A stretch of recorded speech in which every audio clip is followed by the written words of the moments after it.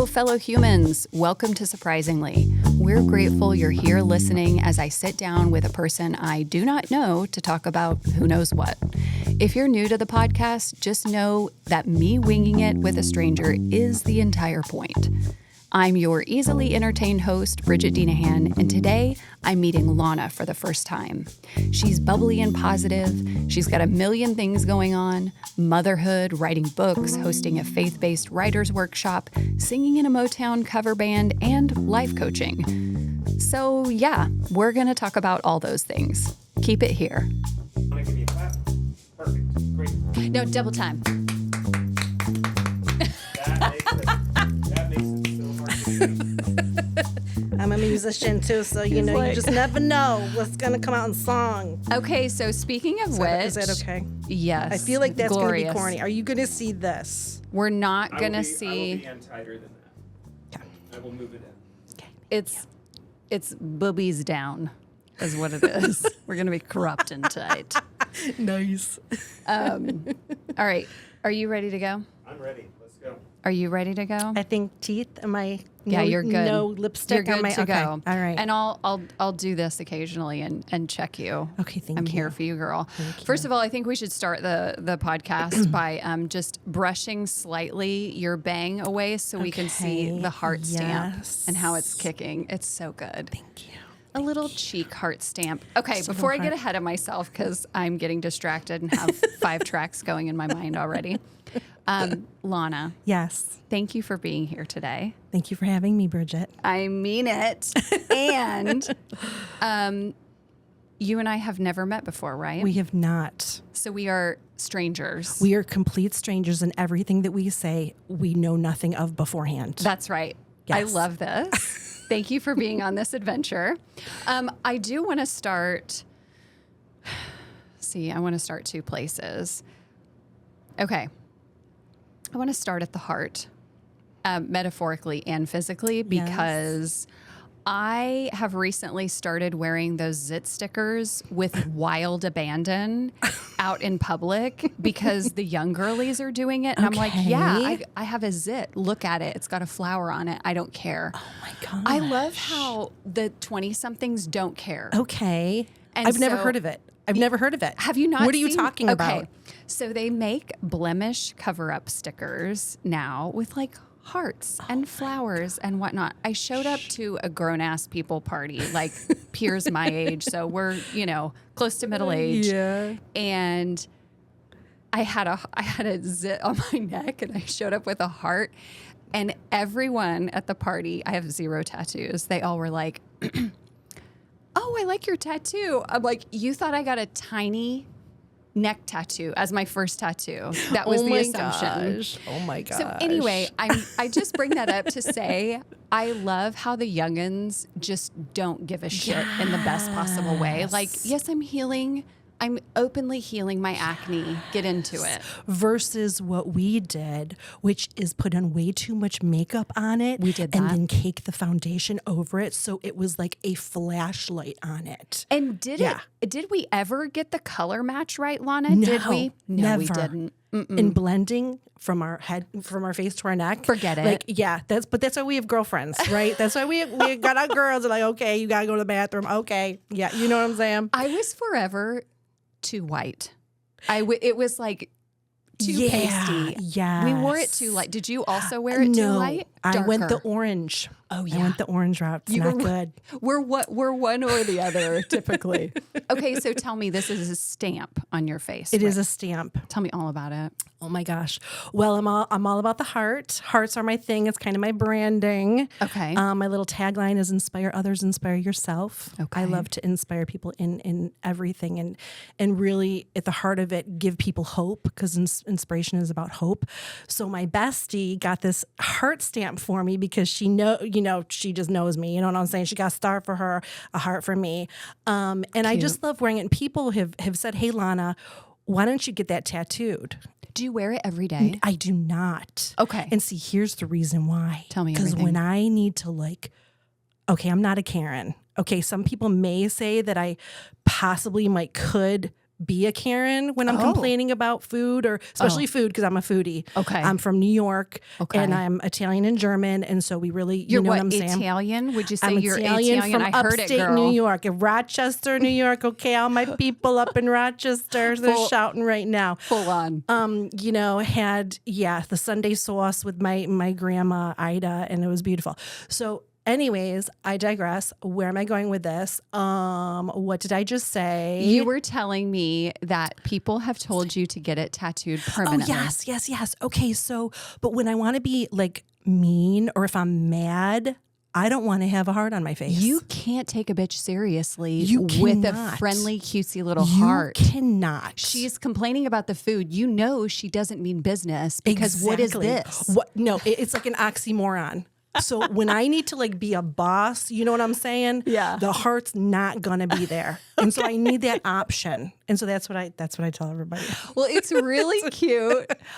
We always end up, I don't know what it is, but our first couple of guests that we've had on, we just get into like some of the, I always call these the beautiful things in life. Like, they're superficial, but they can be really meaningful, Yes. right? The way we express ourselves, what Yes. clothes we wear, how we do our hair, what we do with our makeup. Yes. When you walked into the studio today, I was just super excited because I can see your personality shine. Like, you've got a little bit of glitter on your eyes. Thank you, girl. The heart, Thank and like you, your girl. pigtails. Very Oh cute. my gosh, stop, but keep going, please. I love it all. I love it all.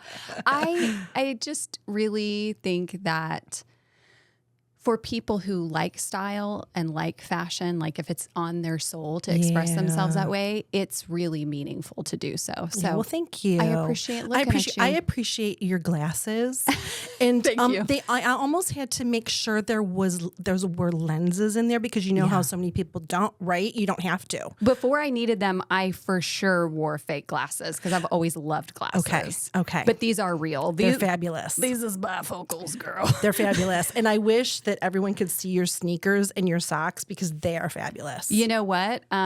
For the people, I'll take Please them do. off. I can't show a logo, Oh, right. but just please yeah, know that I have an old lady foot condition, and they are a brand that is very foot friendly, but you wouldn't know it because they're so punchy and cute. I love that. I hate it. Like, I go in the kids section and the shoes, I'm like, why aren't these in adult sizes? I know. You know, it's like, I love that. And why can't things be comfortable? Like that are, if you have feet, you know what I mean? Oh, you're looking at my toes. I'm totally looking at your toes. They're beachy toes when we went to the beach. So, Yeah. just for the people at home or the people in their car or wherever they are, the people in the bed, we're looking at alternating colors of a very poppy orange and pink with a coat of glitter on top. Yes, That's ma'am. nice. Keep Yes. those toes looking tight. Yes, thank Okay. you. Yes. So I want to move on to something just slightly more serious. Yes. And that is, your name is so beautiful. Oh, thank Who you. gave it to you? Where'd you get it? Oh, so sweet. My mom. And, people thought, oh, was it from a soap opera? Was it from, and it's like, no, she Our just. moms did they name did. people based on their favorite No. soap opera. Yes, that For was sure. a thing. That Yep. was a thing. And she was not into soap No operas. Young and the Restless, Bold and the Beautiful names. No. And she just wanted something to be different. And you know how some names kind of are trendy and then they go out of trend and then Yes, they come ma'am. back? Lana has never trended. It's always been No. unique. How do you And spell it? It's Lona.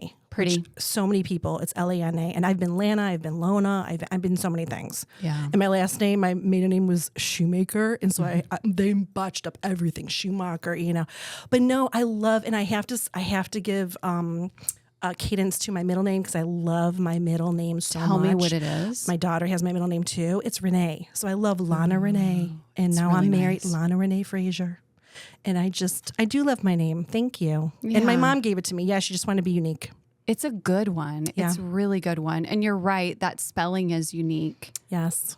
Hi, Which was awful growing up because, you know what I mean? Because you always had to correct everybody, you know what I mean? But it was worth it for the uniqueness. Did people say Lona? Absolutely. That would be where I would go if I was going to mess it up. Yes, because right. But also, I don't know that many people would choose that. Like, Lona isn't a name, but I mean, let's not get started on tragedies. Need fresh content like social and web assets, copywriting, and more? Visit freshconsumables.com. As they say. Do you know what this is? No. Okay. You're just schooling me on so many things today. It's like an internet culture thing. Okay. Where I definitely see this more. I'm from the Midwest. Okay. And back home, small town. Yeah, nice. Not that it just occurs in smaller rural areas, Sure. but people are really, I think, starving, especially since we have access to what everybody is doing all the time, to name their child something unique. So a tragedy, I believe it's spelled Tradgeedeigh. How people like Oh my gosh. make a conglomerate of like two names and combine them. Yes. Our daughter's name is Adeline, and we get I love that. We get Adeline, we get Adelaide sometimes, which is also, but a lot of people started naming their kids, going back to those old schools and then like adding. So okay. I love that. And now what's her middle name? Her middle name is Jane. So she's named after my my grandmother, Adeline. Nice. And then Jonathan's grandmother, Jane. That is so sweet. Yeah. So sweet. But anyway, I bring that up just to say a tragedy is like, it'll be like I'm trying to think of one on the spot, but like Ada Lindsay-ian, or I'm just combining weird prefixes and for sure. suffixes. Oh no, like, all of my kids, we have their couple names. Like my son just got married. Okay. And it's Brendan and Jenny, so they're Brenny. Obviously. My daughter is Kayla, and my son-in-law is Tevin. It's Tevla.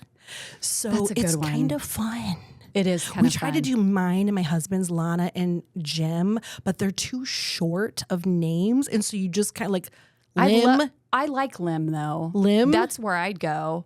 or Lana J or Jolana, Jana maybe. Okay. Jimana. You said Jonna first, and do you know that's my husband's nickname? Oh, really? Yeah, he's a that's what- Jonathan, okay, so we I call won't him take it Jonna. then. I'll leave No, it to but you. I'll leave it to you. But I love it. Oh, that is so cool. Yeah, no, yeah. Do you have anybody in your family who calls you something different, or do you have nicknames? Lon is really, it. And then, if someone's mad at me, they might call me other things. But, Yeah. I'm not going to say the other things right now. They know who they are. They know what they call me. So we're just going to leave it there. Does this happen with frequency? It's Yes. like you're out in the streets just being violently assaulted by words and names. Yes. Yes. Are you spicy in the streets? What are you doing out there in public? I am no, I'm not. No, I'm not spicy. I'm not spicy I nor don't believe it. sassy at all in the streets. Okay, tell me who's the last person to call you out or cuss you out? Oh my gosh. Literally my bestie last night. Really? Yeah, my bestie and my daughter are usually and my husband and my brother. Yeah, there's many people who call me So out. these are people you love cussing you out. Yes. Okay. Yeah, I don't have strangers cussing me out necessarily. Lana, what the hell are you doing to get cussed out by your inner circle? I'm dying to know. My truth is my truth, and they call me out because they're like, that is not the truth, Lana. that is not the truth. You're a woman who lives in her own world and will fight to the death about it. Yes. And I'm trying to think what happened last night because I literally said to my bestie, I was like, Kayla always calls me out on that. And Your what daughter. is it? My daughter, Kayla. Yeah. How old is she, real quick? She just turned the big 3-0. Yes, congratulations year. with your grown children. Oh, good job. My gosh. I moved to Nashville when I was 30. So I was thinking about them like, that is just so weird to me. Over 20 years ago, we moved here from Rochester. And we love it. We love it. But 30. So we have like several celebrations. We're doing a celebration on Saturday. Yeah. And my son turned 30 like 2 years ago. So yeah. Okay, the accent's coming out. I'm It living is. for it. I'm eating it up. Give me a spoon 'Cause and a bowl. I'm talking about my family now. Mia familia. I'm talking about them now. It's going to come out. Okay, so you were referencing your daughter, but Yes. your bestie was calling you. The most recent call out. Okay, tell Just me. because we were late last night, and I even told her I got to do a podcast tomorrow. We went to the late movie and saw like, oh, can I mention Yeah. movie names? Yeah, please. I don't know if I would recommend it though. It had some Phoenician Scheme.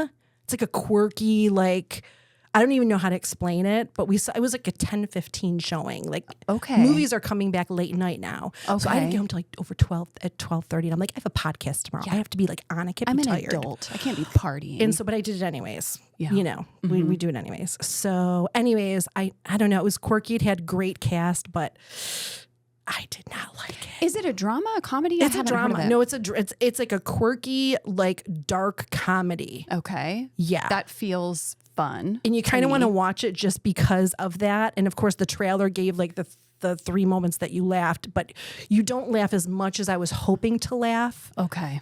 And so, yeah. Okay. What were you getting called out on? Oh, I know. I see bunny trails. That's fine. I love You're bunny doing trails. great. You're I always doing come great. back though. She was calling me out on. I'm gonna totally draw a blank. Take your time. Take your time. So your bestie was giving you shit. She and you said your totally daughter always gives you shit was. about the same thing. Yes. We can pause it and we can come back You to know, it. maybe pause and come back to it because I'm literally drawing a blank That's right now. okay. And they're probably like, when they listen to this, they'll be like, oh my gosh, I can't believe you forgot. We literally talked about it 5 times. I'm sorry. You have said earlier that you have children, so all bets are off once you have a child. so the true. brain lives beside It's you, so outside your body sometimes. I can just, instead of thinking of the specific thing, I can think of a couple things that are normally they call me out on. Give them to me. Let's just do that. Time management. You know, I try, you know, I was told by my pastor a very long time ago, if you plan to be on time, you'll always be late. But if you plan to be early, you will always be on time. And has that man of God's advice worked for you? You know, when I put it into practice, girl, when I apply it, okay? Like today, I applied it today for you. You were and girl, it very worked. much on time. Girl, it worked. But like, oh, I know what it was. I just remembered what it was. That's okay, go so back. sometimes when someone asks me a question, this is perfect.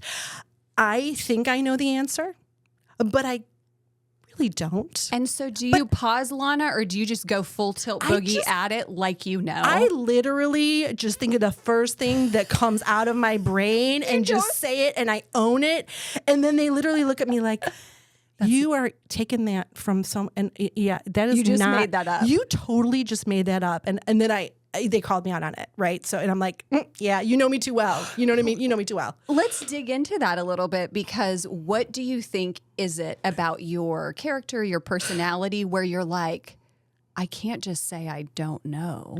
Right. What is that? I don't know. What's wrong with you, Okay, Lana? well, here's the thing too. Okay, I'm actually a coach. Like I'm a business coach, writing coach, life coach. And so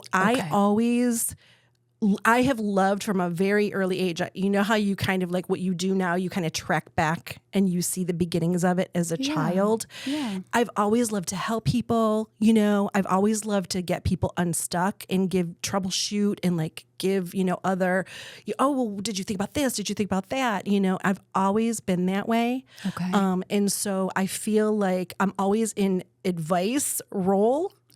And so when someone asks me a question, You think you have to know. I think that I'm like ChatGPT. I try to take all of my experiences and influences that have led me to this question, and I just kind of piece them together, and whether they're necessarily 100% accurate, I tried.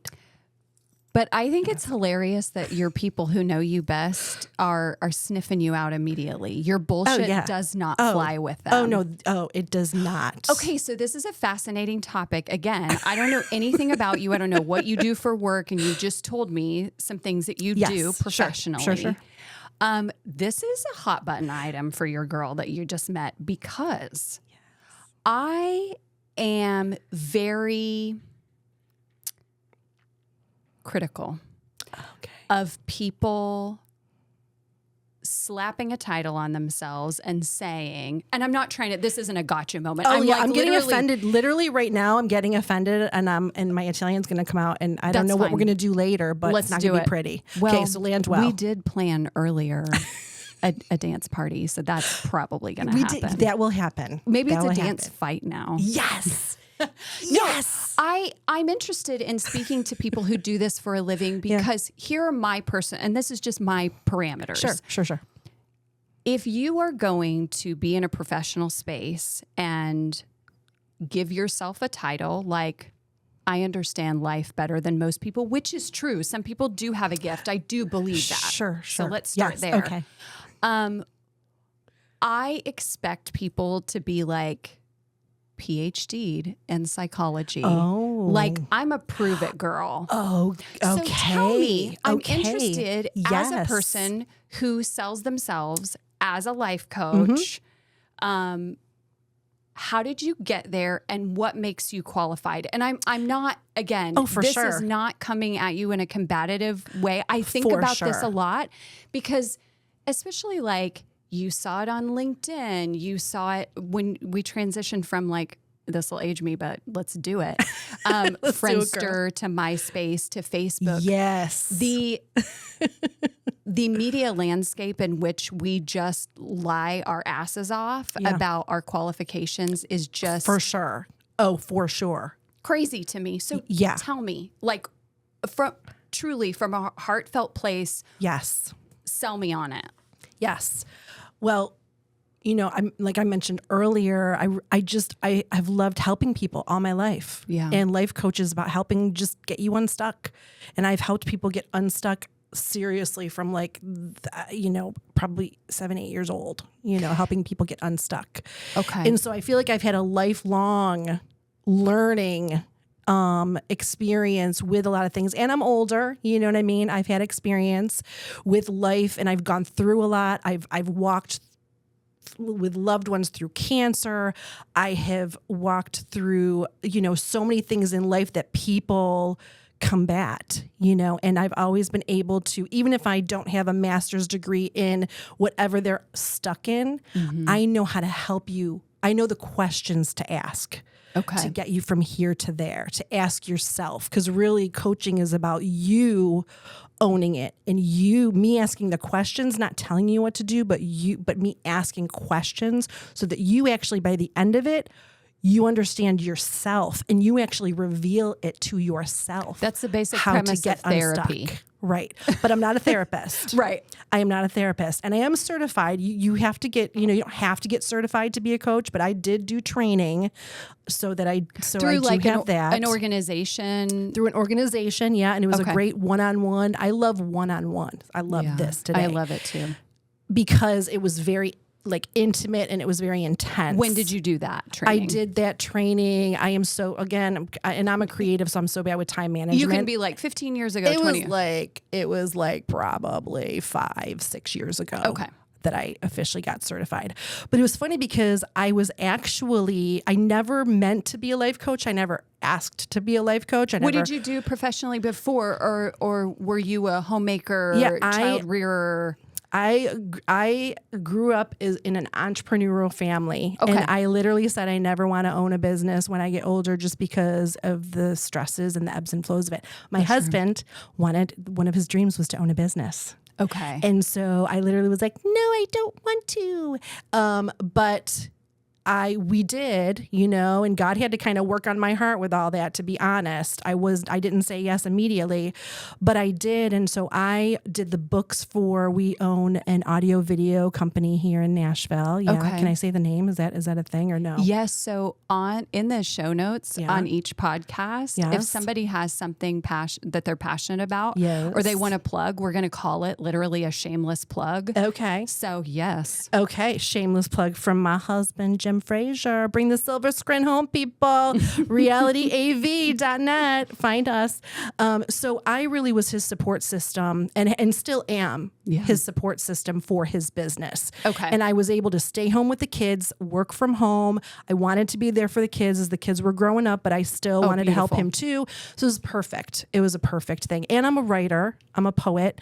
And so I kept that kind of going. I host a writers group here in town, Heartprint Writers Group, and where I encourage and inspire others to get their things published.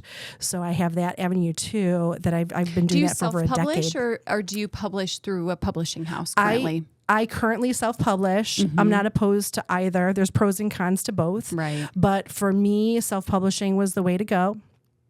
So I've written a couple books. So is that how you walk people who take your workshops or seminars? Like, do you encourage self-publishing, or do you also show them the route to both? Okay, both. People need to understand both ways to go, and then make the decision for themselves. And it's based on a lot of criteria to get to that place. And so that's part of my writing coaching that I do. Okay. Speaking of, we're going to pause here for just a hot sec. Yes. So speaking of your writing, shameless plug number 2. Yes. How many books have you published, and do you happen to want to talk about any of them right now? I mean, yes. Okay. Like, I would be dumb if no, I don't want to talk about things I'm selling. Not at all. Let's do it. Yes, let's do it. Yeah, I have written 2 books. One of the most recent is Meet Moid, and I wrote that with my Italian paisan. She's actually from Rhode Island. I met her here though, and we bonded over, you bond through heritage and things like that too. So we meet and north. We're northern, Yeah. And so we actually co-wrote the book together. I'm going to grab it. You talk. I'm going to grab it because, ladies and gentlemen, it happens to be on the table right here. We didn't plan it. I just kind of brought it. In case, anyway, this is very sweet. She brought to the studio today copies for me. Yes. And I've mentioned this before. And my husband, who happens to be the producer on this podcast. So I'm going to hold these up for the camera. So talk about this first one. Meet Moid. So Moid, right? M-O-I-D is the man of your dreams. Now, who does not want to meet the man of your dreams? Who doesn't love an acronym? Right? Mm-hmm. And he's all the things. Look at how gorgeous he is. It's all the different guys that, are beautiful. I love that he's not just a white guy. Yes, me too. We were very intentional about that. Yeah, absolutely. Yeah. And we just, my girlfriend, it was actually Sherry Adams. She birthed it. This was her brainchild. And she just came to me and she's like, Lona, I think this would be really fun. Is it a how-to? Is it a fiction? Is it fiction? It's a how-to. It's girl, if you single and you sick of being single, you stop complaining about it, okay? And you get this book. And it's a raw and real, it's like Italian mama's hearts pouring out. She has littles. I'm an empty nester. So we have the entire spectrum. So we know, what we're talking about. We're just not talking from, no experience. And I think going back to your question too about, coaching and would you be okay with listening to me is I have lived what I'm saying. Yeah. Like I have walked the walk. I have done the work. And it was through life experiences that was my college, was my PhD. You and I are similar in one way, in that I don't listen to any motherfucker. I have like 3 motherfuckers that I listen to. Right. You're trusted. And, yes. You're trusted peeps. Yeah. Absolutely. Yeah, absolutely. For sure. Okay. So what is your degree in before we move on to the second book? Well, I got certification. It was a certification to become a coach. And it was a one-on-one, just mentoring hardcore experience that was just beautiful. How long did that take you? I think it was just a couple months. It was like 3 months. It's not because it's intense and you do a lot in a short amount of time. So it doesn't take you years or anything like that. Yeah. How do you again, sorry, I keep interrupting, but before we move on to the second book too, how did you transition? You said you were 7 or 8. You were always like a go-to girl. I relate to that so strongly because I'm always the person in the group that people ask. Okay, right. So how did you transition after or maybe during child rearing and helping your husband with his business to like, I'm going to do this for real and I'm going to charge people? Yes. Yeah. Say, pay me I'm so for glad my that you asked me that, because expertise. I literally, the bunny trails are going on. Follow us, people. We will answer all the questions. Okay. So my Italian teacher, it was my husband's and my 25th wedding anniversary, and I had taken like high school Italian. I was even Italian club president. Do I know any Italian? No, I don't. Oh, she doesn't. No, I Okay. don't. It took like 3 years. It's fine. And The so I was like, accent's and just so good. thank you. Well, it was helpful, right? My Italian teacher was like, "Oh, your diction and everything is just so great," and I was like, "Thanks." And so I'm like, my grandma only taught me the cuss words, and I don't even know what they mean. I just kind of say them every now and then. I'm sure they sound great. So, You gonna drop one for me? I think at least two. you know what? I will say one that I don't even know what it means. I legit don't know what it means. That's fine. People can use the internet to find out. Yeah. It's like one of those things that, you say It could super be really fast. bad. It's like, oh, you always say it right now because I'm going to forget it. It's like, oh man, I know it ends with basto mio. It's like, menage a luciaco basto mio.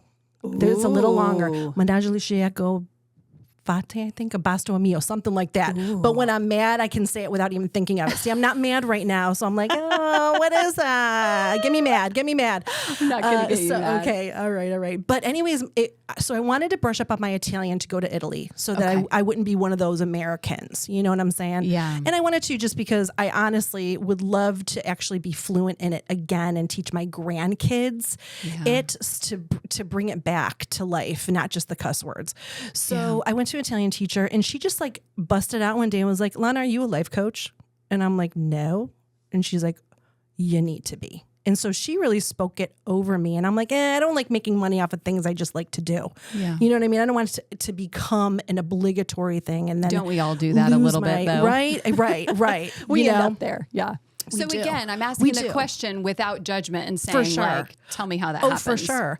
And it was, and I don't even know necessarily, I think that she saw something in me because I, would ask her questions and just how I reacted in class. And so I kind of just was like, nah, and just whatever. And then a couple years later into it, I just kind of felt my heart changing towards it because I just kind of, how you can kind of see your path, kind of all roads leading towards something sometimes. So it's interesting. Just if you don't mind, I want to pause here really quick because this is the second time that you've brought this up, and you have also mentioned, obviously, you're a spiritual woman. You've referenced God. Yes. So do you attend church? I do. Okay, so you're a church gal. Yeah. And you love God, so your spirituality is important to you. Let's talk a little bit about looking back on your path and how, I don't know anything specific. I'm assuming you're a Christian. Yes.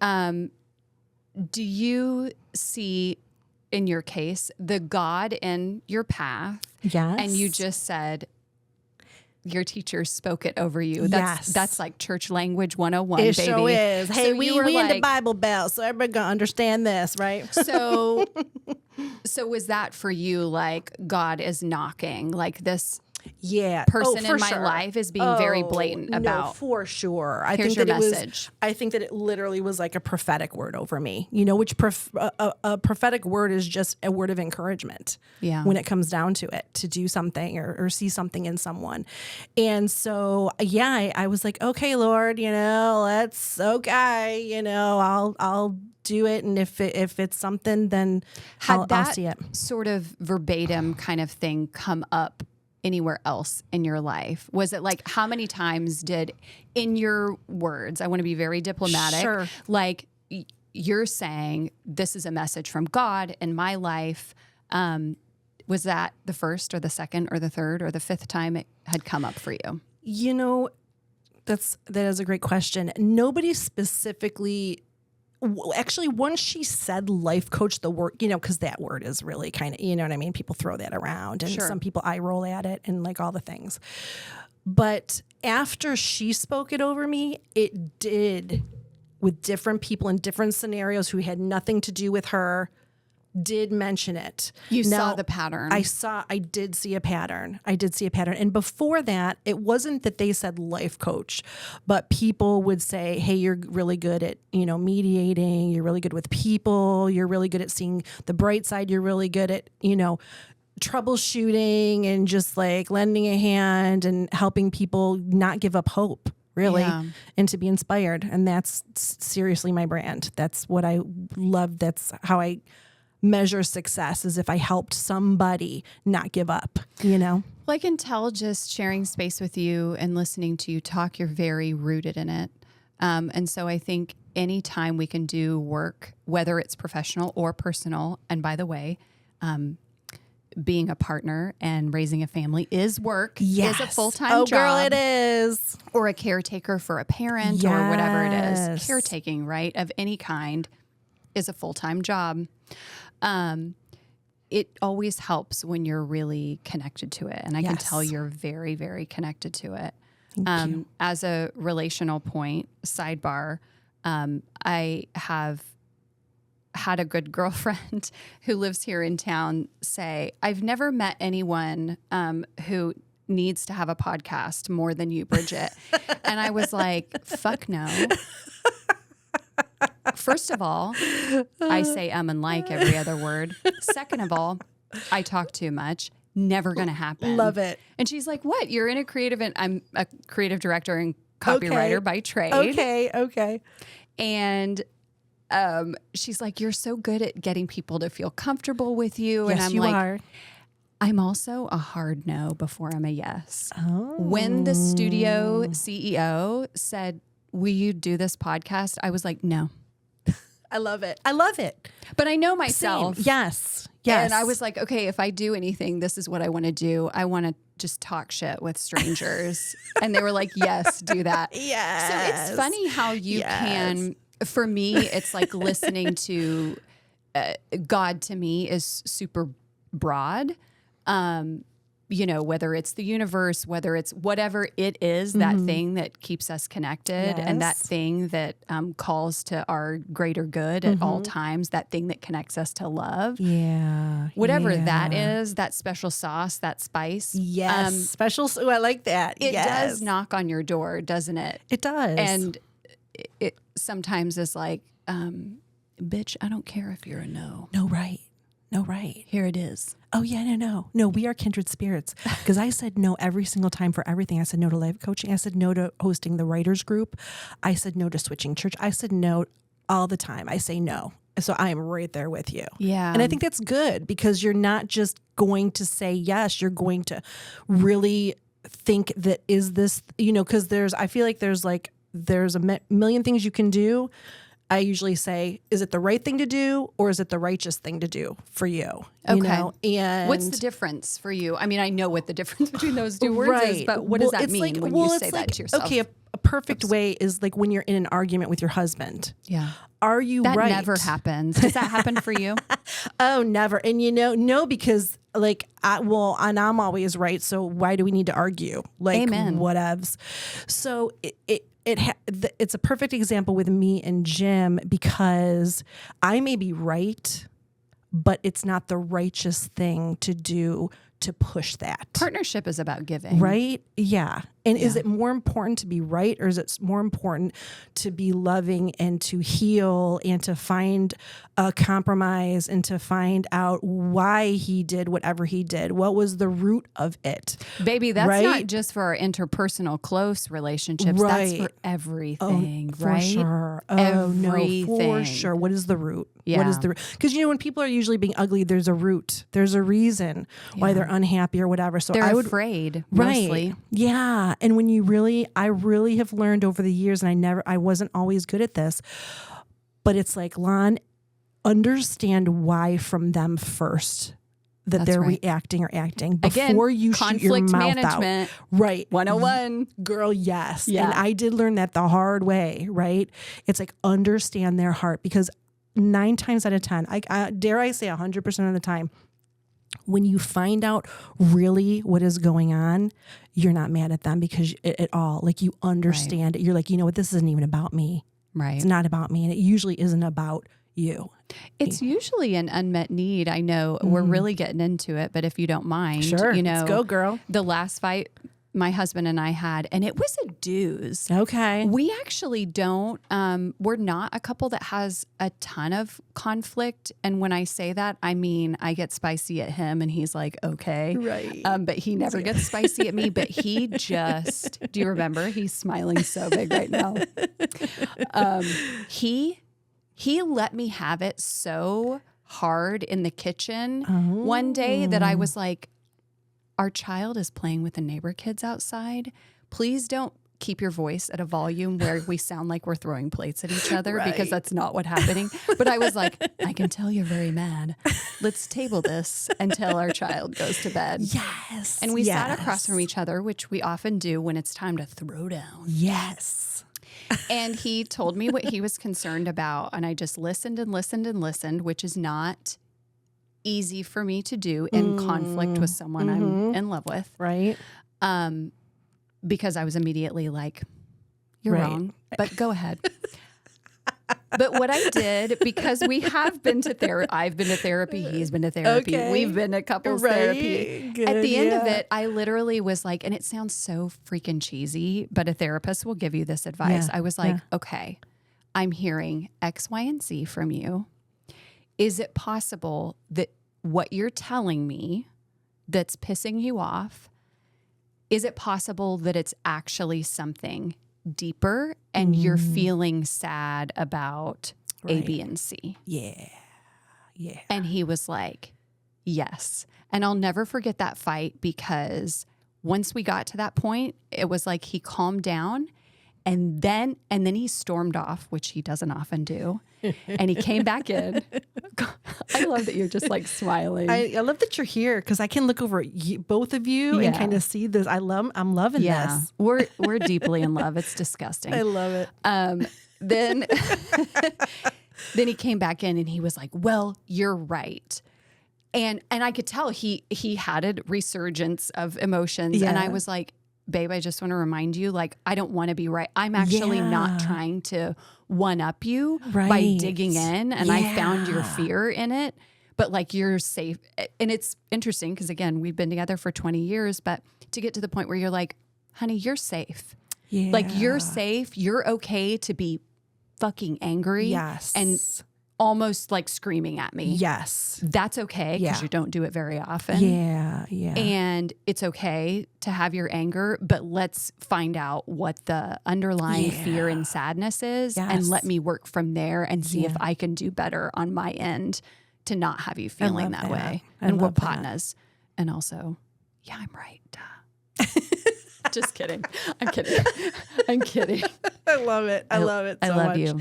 But and then hopefully when you get to the root, you can heal from that and it won't be a recurring thing because it's going to keep coming if you don't get to the root of it. I feel like in marriage, like the two of us definitely have, there's capital T, capital F, like the fight we always have, but it's actually something that's like, it's not about incompatibility. Right. It's just the way we're both made. Yes. It will never go away. It's an ongoing. Yeah. It's not divorce material. It's just like, well, you're this person and I'm that person. And that's always going to kind of irritate me, but who cares? Who cares? That is true. Because some things, it's just who you are. It's just, you're going to, there know what I mean? are some unsolvable things. For sure. Okay. For sure. I've diverted us, but that's all right. I'm going to hold this up to the camera. Let's talk about it. Okay, let's talk about a girl. Okay, yeah. So has anybody like gone through a crisis, identity crisis? I'm usually the clown, right? I'm usually the hope-filled, oh, we can get through this. It's great. It's fine, let's get through this together. And man, something happened to me. And I think it was good because it really taught me so much. I turned 40 and then my son and daughter were born very close to each other. They were like, I was like 7 months into, Brendan was 7 months old and I got pregnant with Kayla. And it was like close an oopsie. Do they call that Irish twins? Like, are they close? Yeah. Close enough. People thought they were twins. I was in diapers, girl, for too many years. Yeah, you were. And so, as they got older, right, my son graduated from high school, went right into college.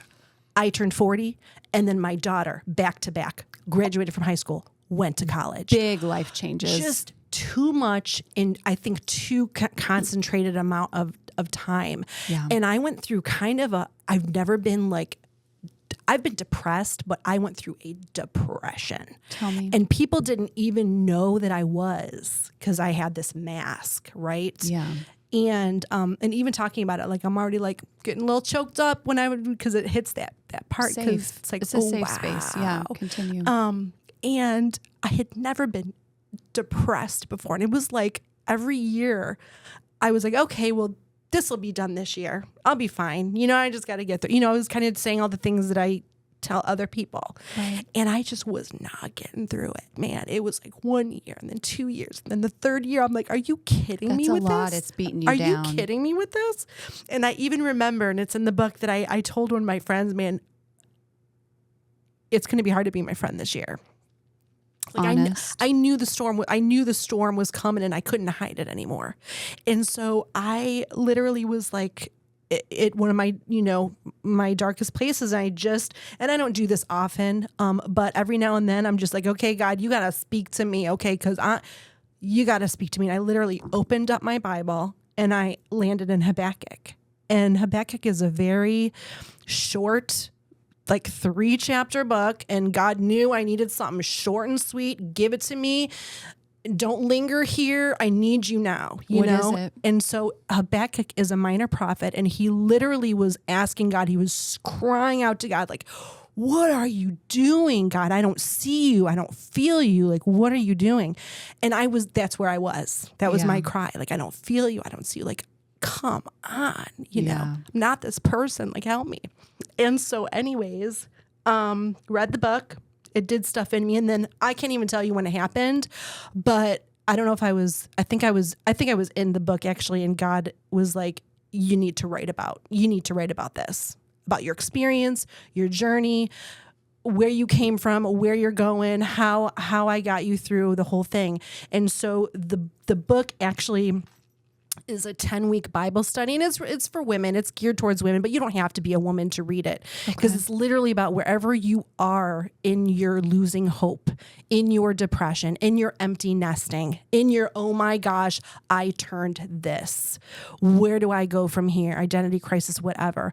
It kind of, you process through, you kind of jump into my story in the book, you jump into Habakkuk's story, and it's kind of like a parallel story coming back to hope, and how I did it, how Habakkuk did it, and how you can do it.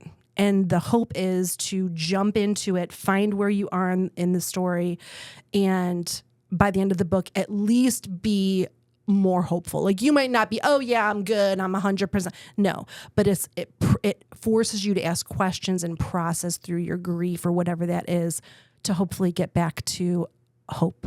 Well, and we don't get to any space of sadness or anger or, anger is a secondary emotion, right? Yes. We don't get to grief quickly, so we can't get out of it quickly, right? So hey, true. My love, so do we true. have tissues in the room still? We need a little and tissue. And if not, will you go grab some for us? Thank you so much. Usually, I'm keeping it going. Don't tell me what to do. Usually, we do have tissues in here just in case. So That's fine, man. I'm a professional crier. I can work through it. I'm good. I got waterproof mascara. The heart hasn't budged an inch, just so you know. That's good. That's good. Stay there, girl. We'll get you some tissues. There, Thank you. Do you mind sharing with me? And yes, get a bevy, honey. Sure. When you were in it, because I think it's so important for people to hear how depression affects each of us differently. Mm-hmm. Whether you want to call it's a grief period, it's a depression, I got the sads, I'm in the shit, like whatever it was. For sure. What did that look like for 3 years for you? What was that like? I go quiet, and I'm not a quiet person. So, usually I relate to that. Yeah, right? Mm-hmm. Kindred spirits. We are kindred spirits.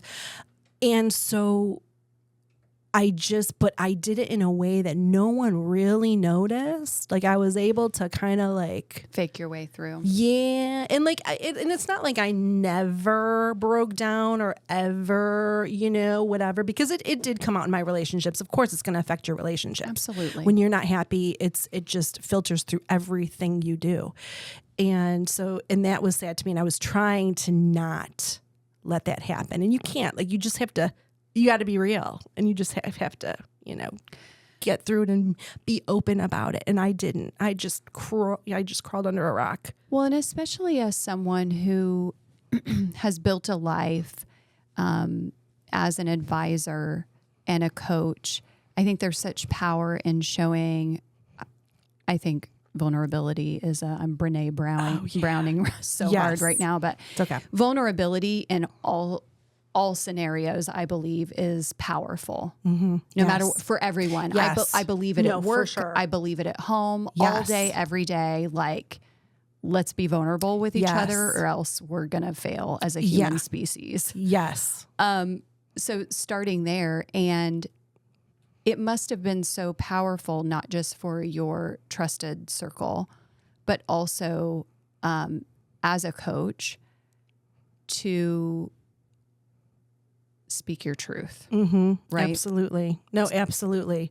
And it's so funny again, because, and I coach myself every day. Okay. I'm there like, Lona, well, what'd you tell someone to do right now? You better do it, Yeah. And I,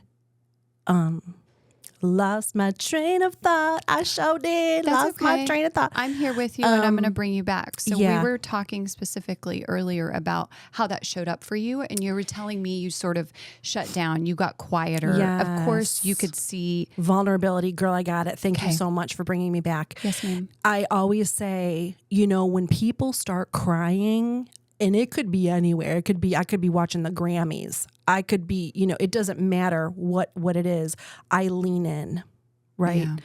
Yeah. And I feel like, because it's like, that you're getting their real heart right now. It's not a script. Yeah. And I love that. And so when I started doing that and opening up more, and really it was a lot of it, how I got through it was with support from my friends and family, even when they didn't necessarily know it, that they were doing it. They were just being who they were. And then with God, and, just a lot of it was me. Honestly, a lot of it was me and God, like, working it out, because I went under a rock. And when you're under a rock, no one's there with you except God, Oh, we're all, like Cher says, we all sleep alone. We're all ultimately alone. It's just us, and if you believe, a higher power. But it's you. It's you at the end of the day. So what were those? So you were in it. Yes. And it was showing itself in ways to people you held close. But it made you quieter. So what did that, and this is such a kind of probably a tricky thing to articulate, but what was your interpersonal work with God at that point? Yeah, no, it's actually a really easy answer, man. It's all the things that help you process through. It's reading the Word of God, because there's so much truth in there that gives you hope, and you see stories in there, And I always say, if Stephen King, got a hold of telling the Bible, it would be amazing, his storytelling, because there's so many crazy things that happen in it. But just, worship, huge to me. I'm a singer. Song, my first love is music. And so worship was a big deal. And then even just like music, just fun music. So coming back to, or not that you would ever separated it from it, but reading the Bible. Yes. Singing. Yes. Prayer, going to church and kind of being with everybody and encouraging one another. And then simple things like enjoying a good meal. I'm a foodie too. So it's like enjoying a good meal with someone, getting out, going, for a walk with my girlfriends. The one-on-one thing really helped me, just with family, with friends, and just all of that works together for good, right? Like all of that. And so that is, Hang on just a second. Sure. It's all right. I'm going to swap yours out while we're at it. Okay, love. Perf. But keep talking. You obviously do this too. You can't be in partnership with anyone without sharing yourself. And so as much as I I love hearing strangers' stories. It's Yeah. like I always think of a conversation as a tennis match. Now, in a situation like this, it shouldn't be equal. I want you to be talking 95% of the time. Unfortunately, but if something comes up, I'm like, I get excited to be like, yeah, me too. Yes. Me too, Oh my dude. gosh. And please do that because I want to hear from you too. Well, thank you for allowing it. Like I said, I'm a for talker, sure. so That's why this is great for us. it's how we're made. It can't be helped. It just, yeah. Every day of my life, I'm like, could you say less, Bridget? Could you? No, actually, no.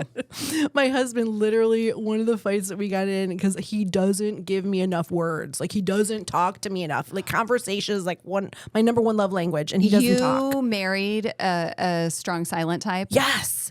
And so he's like, Rude. Lana. He literally was like, Lana. And I don't know, maybe I should say this on camera.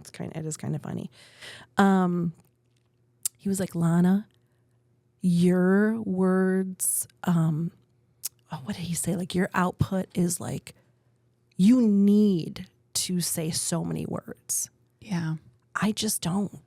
Like it's nothing against Hardwired. anything. It's just that you need to say all the things, and I just don't.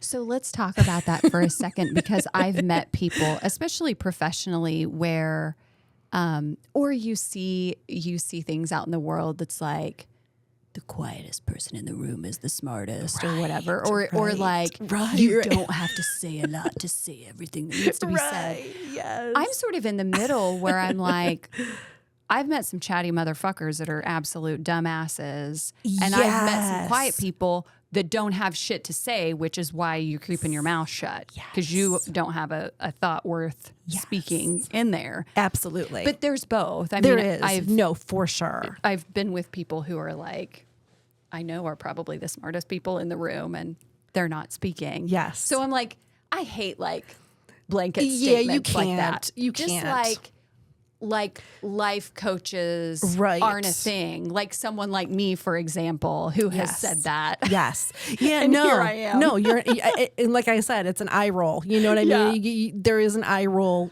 part to that, and that's why it's like you do really need to do your due diligence and know why they are coaching and how they feel like they have the authority to do it. Well, For sure. like meeting people too who have either due to themselves or their community has placed them in a position of power, and they're humble with it. I think that's a good barometer too. For sure. We don't need, and forgive me, but don't, because I'm not asking for it really in a serious way. We Okay. don't need more like white guys in spaces telling us they're the expert. Like, we got it. History has shown that you're in charge. Got it. So number one, I like to see more women running their Sure. mouths and telling people what to do. Yes. We love that for us. Absolutely. And of course, more people of color in spaces, in high places. Right. For sure. So thank you for being a woman who's doing that work. Yeah. And let's go back to how you we talked earlier about how you kind of made that transition to doing it professionally. So without going into like hyper details, you don't have to give me your rate sheet. Yeah. But what does that look like? So in addition to like writing workshops, that's kind of a one-time or like kind of ongoing thing. How's that structured? And it sounds like you also work with people one-on-one.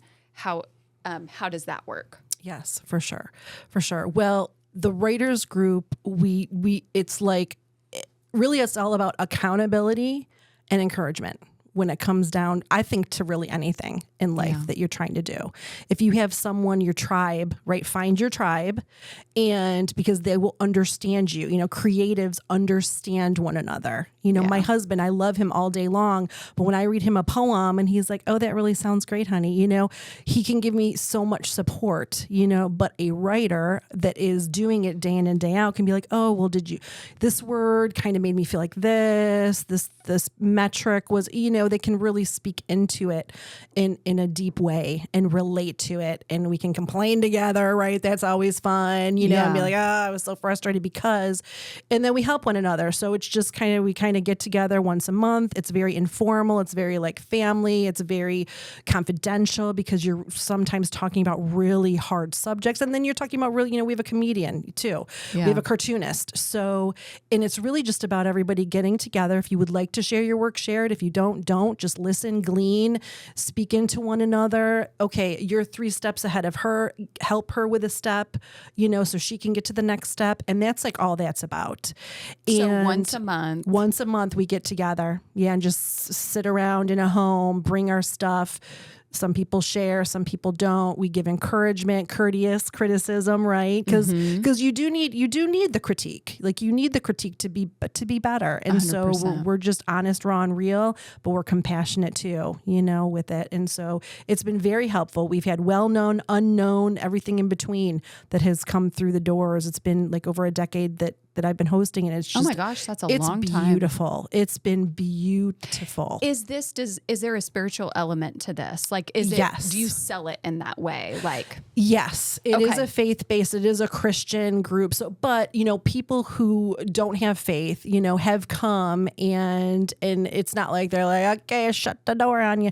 But again, it's about relating. It's about growing and kind of going in the kind of the same direction. And so, they usually don't stay the line because they're like, I just don't get you. You know what I mean? I appreciate you. They'll be like, I appreciate you. And they felt welcomed and all of the things. But yeah, so it is totally, faith-based. And so, yeah. And so I do that. And then going to kind of the life coach or business coach, writing coach experience, that is the one-on-one where we just have a conversation. Yeah. Kind of like what we're doing. And I ask questions. There are different kind of worksheets that I assess that I will, after speaking to the individual, will say, okay, you know what, do this worksheet, and then they'll kind of do their homework, come back, we'll have another conversation. And do people come to you with like kind of a big problem, either something as general as like, I've never been able to get into the career I want, or I'm always late, or whatever it is. Like they'll have a big ask, and then you dig in from there. Yes, and usually it is a career. Okay, that they're like, I've always wanted to do this. I don't know why I'm stuck. I don't even know what I'm supposed to do. Like I like to do this, and I feel, you know what I mean? And so we kind of navigate, and again, asking the right questions, and they will reveal it to themselves by the end of the time that we have. They'll usually, the light bulb will start going off and they'll be like, oh wow, okay, all right. How long does that work usually take? It usually takes 10 sessions. Okay.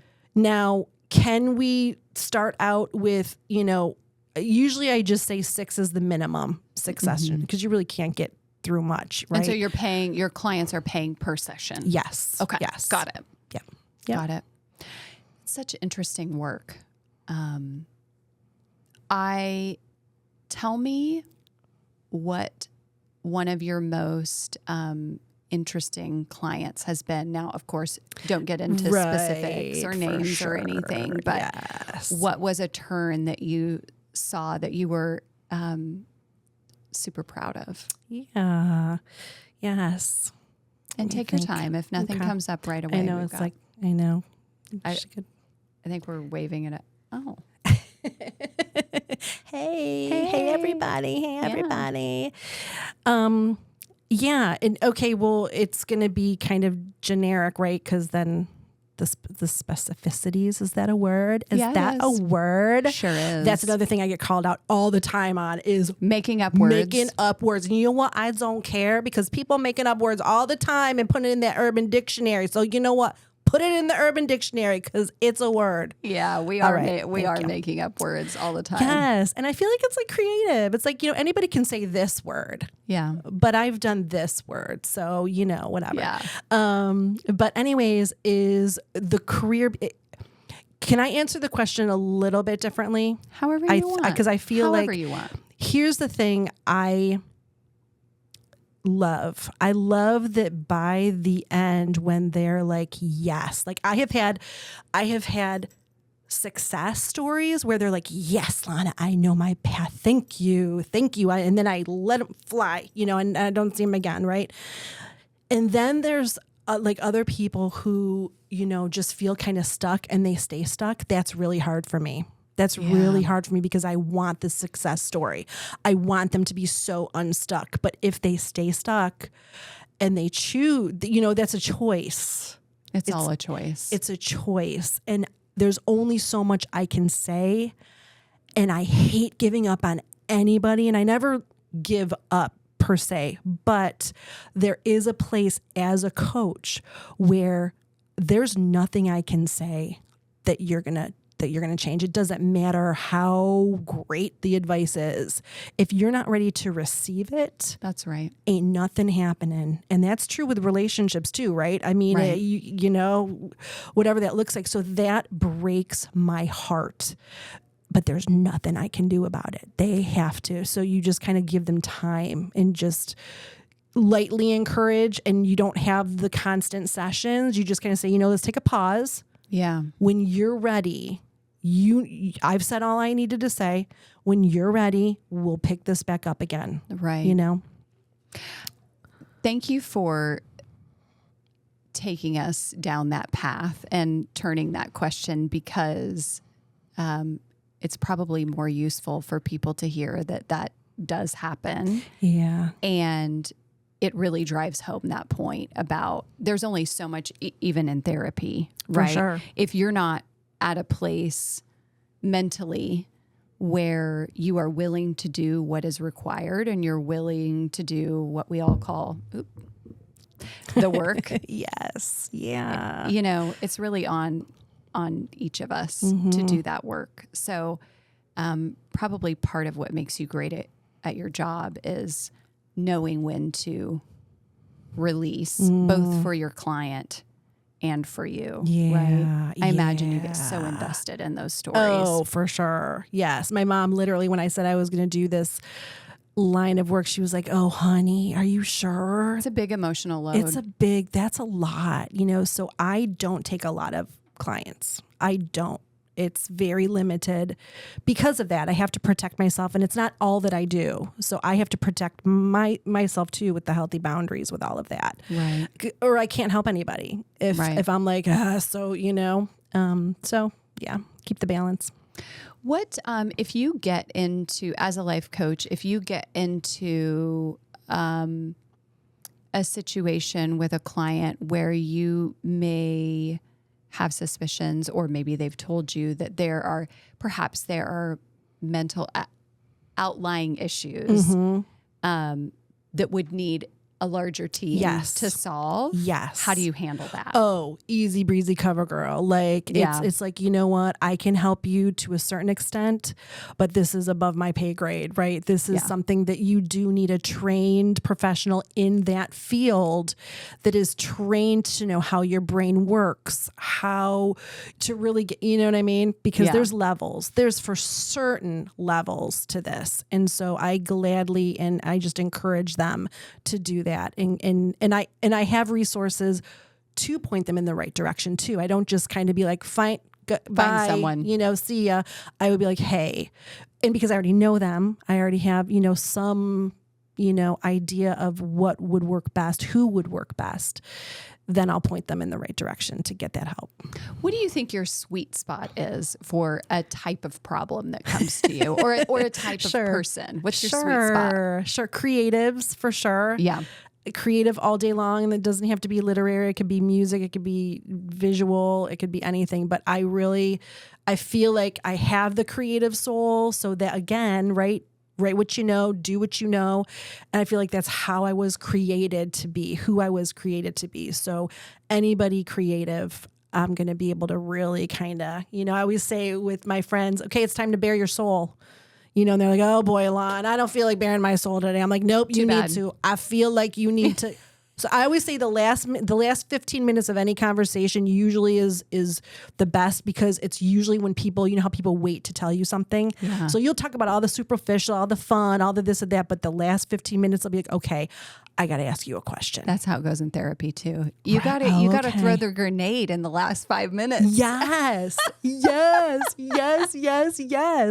And so I love that. And that's when I feel like, okay, we're getting somewhere. Yeah. Let's start there, and that's, I love that. Yeah. So what do you think the future holds for you? What do you see for yourself when you look into the future? Yeah, just more creating. I just told my daughter, I want to paint too. There's just so much more that I would like to do. And she's like, Mom, finish the 25,000 things you got going on now, and then we'll talk about painting. Like, she won't even allow me to buy a paintbrush. That's like, that's something she calls out. You've never painted? No, in like elementary, like school, but never. And I've always just, and I've taken those like, wine and paint classes, Yeah, sure. I've done that too, but I just feel like that's another expression that I would really like to express myself in. So Yeah. painting, and I actually just joined a band. Like my first love is music, and I kind of switched over to literary. And so I feel like it's coming back around. So I'm getting my groove back on with that. It's so funny that you said that, because I wanted to ask you before we leave today. Yeah. Are you a singer?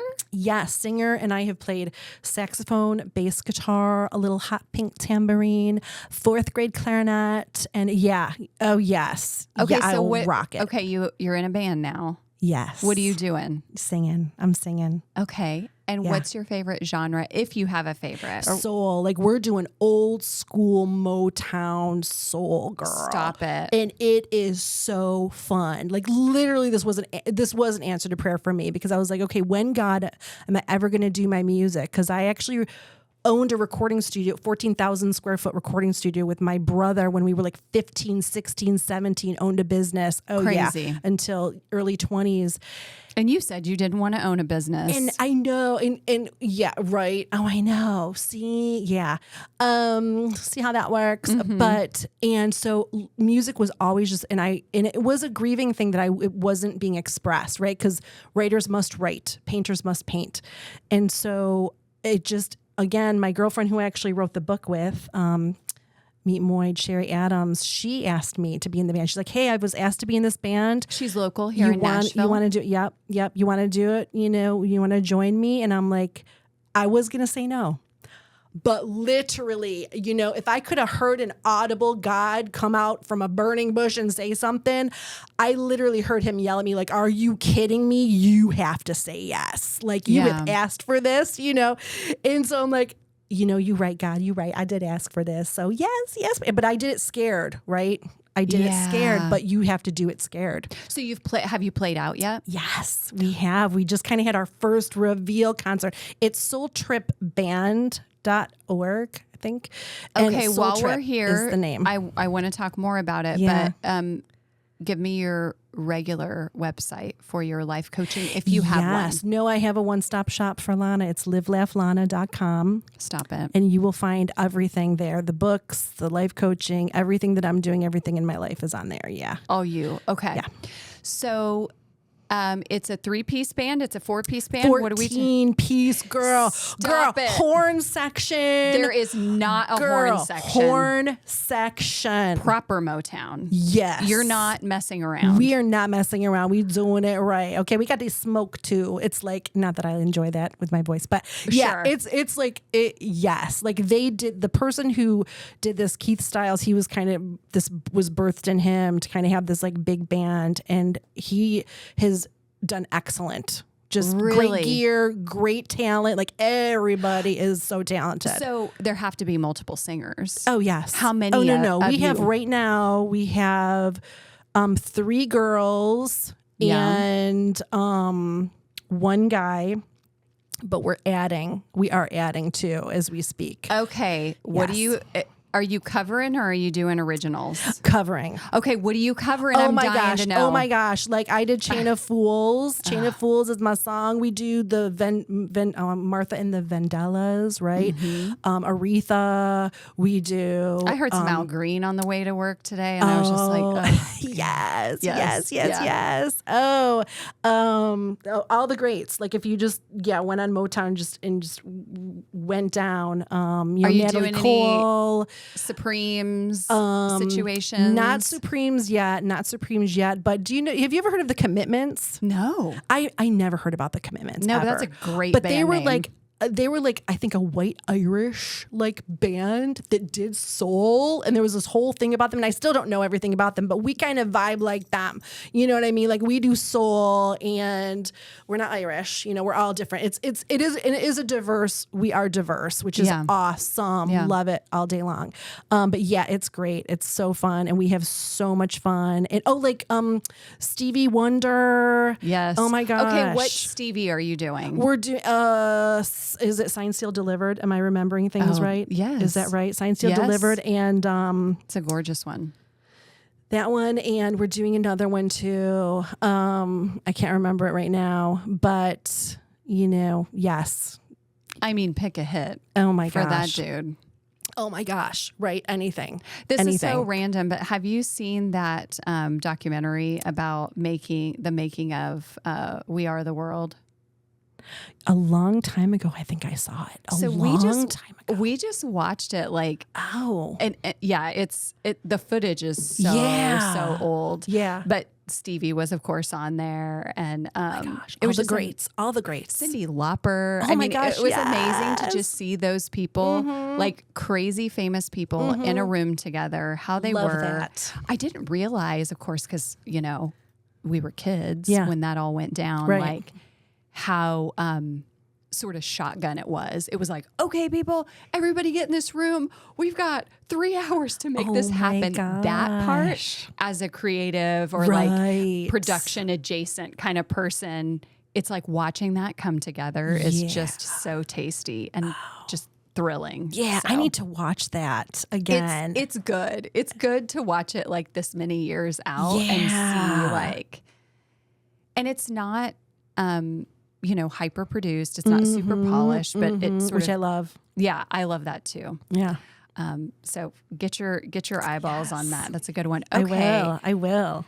Motown Soul Band. So when do you think you'll have your next gig, or do you know yet? I do. The next one that I know of is August 20th, and it's at like the big State of Tennessee fair on August 20th. We're going on at like I think 8:30 to 10 or something. Oh, amazing. It's in Wilson County. Okay, yeah. So yes. But if anybody it's soultripband.org, all the shows, because we'll have more as they come, but we literally just started. We just had our first public reveal, and we got a very nice write-up with Williamson Herald. Oh, neat. Yes, it was lovely. So far so good. And we're just having fun. Like it's so fun. I love that. Yeah. Okay, so this is my question that I'm going to try to remember to ask. Is there anything you wanted to talk about today that while you were thinking about being on this podcast, like, I hope she asked me this, or I hope we talk about this? I do. And you're good, girl. You are so good. You really have talked about all the things that I am passionate about. But tell me what you want to talk about. Yeah, there's like one landing thing about connection. Tell me. I think just post-COVID, yuck, and just in general. I love the yuck, and they're like, yuck. Yeah, and just the social media, scrolling, trolling, all the things that isolate us. There's so many things isolating us, and they are seeing, and statistics are showing that that's so detrimental to our mental health, because even with scrolling, our brains were not meant to see the tragedies that we do. It literally can't handle it. I know. And that's why we're so... we don't have the capacity, so our brains are overwhelmed. And then when we really have true connection, like today with you, with a family friend, you're not all there because you literally don't have the capacity. You're tired. Everyone's so tired all the time. Yeah, we're overstimulated. We're overstimulated. And so just, and everyone, kind of says this, but it's so true to just like get back to what is important. Quiet your mind, quiet your space. Keep your circle smaller. You don't have to have all the millions of friends. And I'm an extrovert, so I get it. Yeah. I need people. But like your core unit, like keep them close. Keep connecting with them. Keep connecting with things that give you life, that give you joy. Because there's so much that brings us down. We're going to need that kind of reservoir of joy to get through the next bad thing. And that's through connection. And that's through real connection with real people in real time, face to face, not on Zoom. If that's like the only thing you can do, fine. Sure. But connect with people in a real way. And that's really one thing that's super important to me these days. Thank you for sharing that. And that has been certainly in what will be our first episode, the gentleman that we had on, we had a lot of discussion around that. Oh, wow. And just focusing how beneficial it is to focus your life and really sit with what is important to me, what matters. And often we find while we need money to live, it's not the things, it's the people. So I love that you're encouraging people to live a more soulful definitely existence. I think that's really important. I think you mentioning COVID, honey, the research 10 years from now. Yeah. I mean, hopefully if we're putting money into research for important things, the long-term effects of that traumatic worldwide experience. Yeah. I don't think we can even comprehend at this point. And you're right. It was a mass isolation event that affected us all. But if we want to say something good about it, yes, it did force us to go within. That's not always healthy for everybody. Right. It forced us to go within, definitely. And I love what you said also about we've talked too about our kind of media landscape. To bring it quickly back to the pod, I also hate the word pod. Like hearing myself, my tummy grumble. Hearing myself, I'm cringing internally. Oh yeah. When I say the pod. Yes. What does that mean? What does it even mean to you? What's the pod? What is? I mean, it's lingo that people that have idiots who have podcasts. Okay. Use like, oh, thanks for listening to the pod. Oh. It's so like, I feel like the pod. You know where it just brought me to? Give it. Like in the aliens with the pods, that the aliens or whatever, would they grow in a pod? And you know what it is? Field. It's gross. So it is so it's gross. That's Lona. What it made me think Why did I say it? Yeah, don't say it. I'm not going to. Okay, yes. So we were just talking about the podcast. Yes, the podcast. Yes. Jonathan and I. And Jonathan sent me a text. It was 2 days ago. And he was like, honey, the average length of a podcast is only like, I'm making this up because I don't actually listen to him or read his text fully. Just kidding. But it was like, 40 minutes max. Most, like 50%. I'm making all these numbers up. Right. But like 50% of, this brings it back to you yes, being it like, does. I'm just I would shit. have a statistic. Absolutely. 75.375%. You know what? Let me go on record to say facts matter, people. They but do. This is not a fact. This is not a fact. Disclaimer. Really making it up. Anyway, his point was, babe, these podcasts are short. The people want short content. And you know what I said? There's the hair that I was looking for. Okay, earlier. good. You found it. Okay, there it is. Did you get it off? I don't know. We don't care. It doesn't matter. I don't see it. Thank you. At least there's that. I'm still have the capacity to blink. I was like, I don't give a shit. Right. I want people ideally to sit down, settle in. I don't care if you're doing the dishes, put it on your commute. I don't care if you skip parts, fast forward, listen to it on 2 times, 3 times, 4 times. We need more I think we need simplicity. Mm-hmm. We need more focus. Yeah. And we need more soul. Definitely. And love, baby. Yes. Back all to about the love. To tie a bow on All it. about the love. That's right. Back to that cute little fake heart tattoo. Yes. Because we're not going to ink it. Because we We're might not. need to cuss somebody out. We may. I'm just saying. Lona, thank you so much for your time. You're so welcome. You've been a delight. You've been an absolute delight. Thank you. Too. Thank you. It's been fun, girl. I had a good time. I had a good time. I didn't even know it was recorded. We're just having girl talk. A little chat. Thank you, dear. Thank you. If you live in the Nashville area or are visiting soon and want to be a guest, email us at jonathan@freshconsumables.com. That's JONATHAN at freshconsumables.com.